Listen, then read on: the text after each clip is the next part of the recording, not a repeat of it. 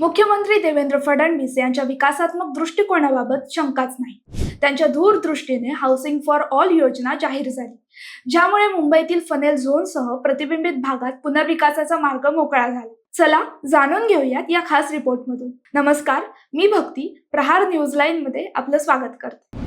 मुंबई नावातच उंची, गगनचुंबी इमारती, पण काही भागात निर्बंध.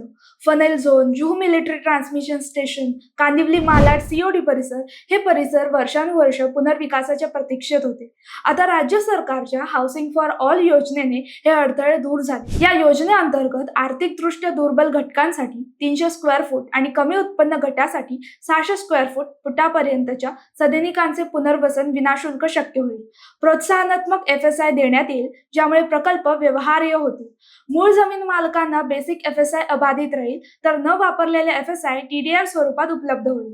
यामुळे निधी उभारणी सोपी होईल आणि विद्यमान DCR 33/7 व 33/9 अंतर्गतचे फायदे कायम मिळतील. मुख्यमंत्री देवेंद्र फडणवीस यांच्या नेतृत्वाखाली हे धोरण आखले, जे मुंबईच्या विकासाला नवी गती देईल. फडणवीस यांचा हा निर्णय केवळ घोषणा नाही, तर व्यावहारिक आहे.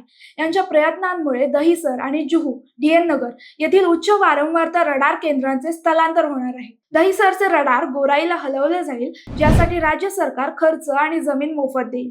या बदल्यात एअरपोर्ट ऑथॉरिटी ऑफ इंडिया दहिसरची अर्धी जमीन सार्वजनिक उद्यानासाठी वापरेल.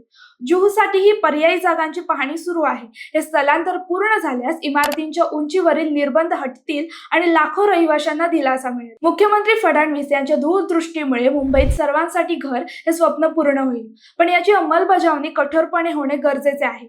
फडणवीस यांचा ट्रॅक रेकॉर्ड पाहता मुंबईकरांचा आशावाद लवकरच पूर्ण होईल. मुख्यमंत्री फडणवीसांच्या योजनेची जादू मुंबईचा चेहरा बदलेल आणि लाखोंचे जीवन सुधारेल. त्यामुळे मुख्यमंत्री फडणवीस यांचं अभिनंदन हे करणं वावगं ठरणार नाही. माहिती आवडली असेल तर कमेंटमध्ये नक्की कळवा आणि असेच नवनवीन व्हिडिओ पाहण्यासाठी लाईक, शेअर आणि सबस्क्राईब करायला विसरू नका. धन्यवाद.